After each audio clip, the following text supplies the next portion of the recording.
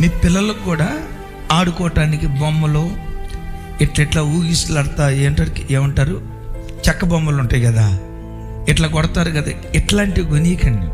వాళ్ళకి చిన్నతనం నుంచి ఆ చిన్నపిల్లలకి మెడలో స్టెతస్కోప్ వేసి ఒక ఫోటో తీసి, రే నువ్వు డాక్టరు కావాలరా. చేతులు బైబిల్ పెట్టి ఒక ఫోటో తీసి, రే నువ్వు ప్రపంచాన్ని తలకిందులు చేసే సేవకుడు కావాలరా. పెన్ను కొని పెట్టేటప్పుడు కూడా బ్లూ ఇంక్ పెన్ను కొని పెట్టొద్దు, గ్రీన్ ఇంక్ పెన్ను కొని పెట్టండి, నువ్వు గెస్టెడ్ ఆఫీసరు కావాలరా. అందుకని నేను అంట, పిల్లలు ఆడుకోవటానికి గోలికాయలు కొనియకండి, బెల్లంగోడ్లు కొనియకండి, చెక్క బొమ్మలు గజ్జి బొమ్మలు ఇవి కొనియకండి. వాళ్ళకి స్టెతస్కోప్ కొనిపెట్టి స్టెతస్కోప్ మెడలో వేసి, నువ్వు డాక్టర్ము కావాలరా, నువ్వు డాక్టరు కావాలరా. చేతులు బైబిల్ ఒకటి పెట్టి నాకులాగా ప్రసంగం చేస్తున్నట్టు అనమానండి.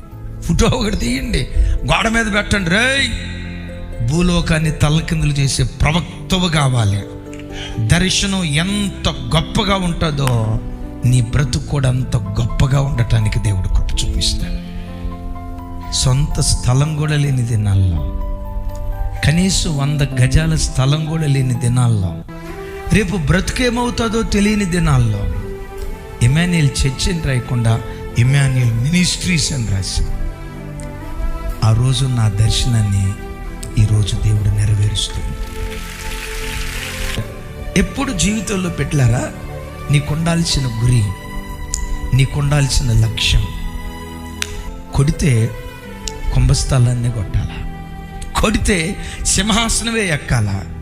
దర్శనం ఎంత పెద్దగా ఉంటుందో నీ జీవితం కూడా అంత శ్రేష్టంగా ఉండటానికి దేవుడు కృప చూపిస్తాడు. గొప్ప దర్శనం కలిగి ఉండు, ఉన్నతమైన లక్ష్యాలు కలిగి ఉండు. ఆ లక్ష్యాలు నువ్వు కలిగి ఉంటే నిర్లక్ష్యంగా రెప్పపాటు కాలం కూడా నువ్వు బ్రతకవు.